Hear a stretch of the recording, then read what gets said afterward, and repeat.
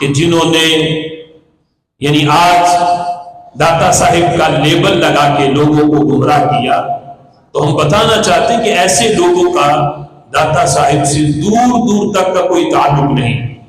ایک تو وہ ہیں جو جہالا کا طبقہ ہے کہ جو ڈھول ڈمکے والے اور اس طرح کی خرافات کرنے والے اور ہر وقت بھنگ اور چرس کے نشے میں مست رہنے والے،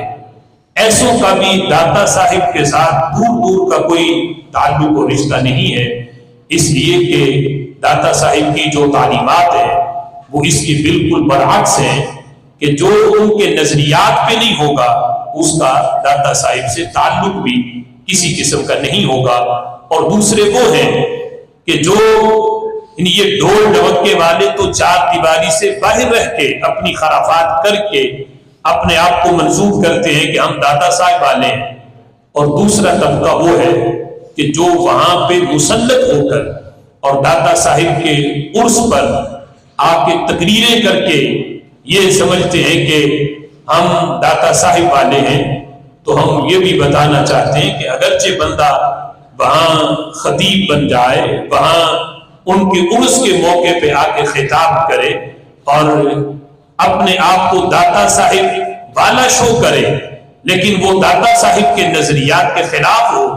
ادھر خوارج کے ساتھ بھی تعلق رکھے، روافظ کے ساتھ بھی تعلق رکھے، تو ایسے بندوں کا بھی داتا صاحب کے ساتھ کوئی تعلق نہیں۔ داتا صاحب کے ساتھ تعلق اسی کا ہے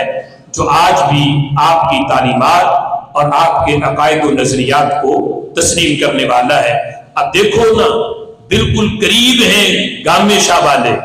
لیکن ان کا داتا صاحب سے وہ اتنے دور ہیں چونکہ نظریات ان والے نہیں، وہ قریب رہ کے بھی داتا صاحب کی معیت اور قرب انہیں میسر نہیں۔ لیکن ایک بندہ دنیا کے دوسرے کونے میں رہتا ہو لیکن اس کا اگر نظریہ داتا صاحب والا ہے تو یہ دوری نہیں، وہ دور رہ کے بھی آج بھی اسے اللہ تعالیٰ نے داتا صاحب کا قرب عطا فرمایا ہوا ہے۔ تو یہ چیز آپ کی تعلیمات سے آج اجاگر کرنے کی ضرورت ہے۔ کشف المحجوب کے اندر حضور سیدی داتا گنج بخش علی حجویری رحمۃ اللہ علیہ نے جو باب باندھا، وہ باب ہی یعنی ان لوگوں کی نفی کرتا ہے کہ آج جو بے علم ہیں اور بے عمل ہیں، یہ پہلا باب ہی بتاتا ہے کہ بے عمل لوگوں کا اور بے علم لوگوں کا داتا صاحب کے ساتھ تعلق ہی نہیں۔ باب آپ نے جو سب سے پہلا باندھا ہے وہ باب ہے باب اثبات العلم، علم کے اثبات کے اندر باب، اور اس میں داتا صاحب رحمۃ اللہ علیہ نے یہ بیان کیا کہ علم بھی بہت ضروری ہے اور علم کے بعد پھر عمل کا درجہ ہے اور عمل بھی بہت ضروری ہے، یعنی علم عمل کے بغیر ہو تو وہ علم بھی اس کا کوئی فائدہ نہیں، اور اگر عمل تو ہو لیکن علم نہ ہو تو داتا صاحب کہتے ہیں اس عمل کا بھی کوئی فائدہ نہیں۔ دونوں چیزیں لازم ملزوم ہیں۔ یہ کچھ لوگ اس وقت یہ کہہ رہے تھے کہ علم کا درجہ بڑا ہے اور عمل کا درجہ بعد کا ہے، کچھ کہہ رہے تھے نہیں عمل ضروری ہے اور علم کا درجہ بعد والا ہے۔ تو حضور سیدی داتا گنج بخش علی حجویری رحمۃ اللہ علیہ نے ایسے دونوں لوگوں کا رد کیا اور فرمایا کہ ہر دو باطل اصل، کہ یہ دونوں نظریے جو ہیں یہ باطل ہیں۔ جو کہیں کہ علم جو ہے وہ ضروری ہے، عمل اتنا ضروری نہیں، اور جو کہے کہ عمل ضروری ہے، علم جو ہے وہ ضروری نہیں، تو داتا صاحب کہتے ہیں ہر دو باطل اصل، یہ دونوں نظریات باطل ہیں۔ فرماتے ہیں عمل بے علم خود عمل نہ باشد، کہتے ہیں کہ عمل جو ہے اگر علم کے بغیر ہو تو وہ عمل ہی نہیں۔ عمل تب بنتا ہے کہ جب وہ عمل علم کے ساتھ کیا جائے۔ پھر آگے مثال دے کے داتا صاحب نے کہا کہ جس طرح نماز پڑھنا یہ بہت بڑا عمل صالح ہے، بہت بڑا عمل ہے، لیکن اگر علم نہیں ہوگا تو یہ نماز نہیں بنے گی، یہ عمل صالح نہیں بنے گا، اس لیے کہ نماز کے صحیح ہونے کے لیے طہارت ضروری ہے، اور طہارت کس چیز سے کی جائے اور کیسی طہارت ہو، اس میں لباس کا پاک ہونا، اس میں بدن کا پاک ہونا، پھر طہارت اصغر ہے، طہارت اکبر ہے، یہ طہارت کی اقسام ہیں۔ تو عمل سے پہلے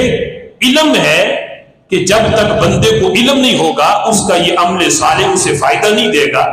پھر نماز کے واجبات ہیں، نماز کی شرائط ہیں، نماز کے مفسدات ہیں، نماز کے فرائض ہیں، یہ ساری چیزوں کا علم ہونا اس عمل صالح سے پہلے ضروری ہے۔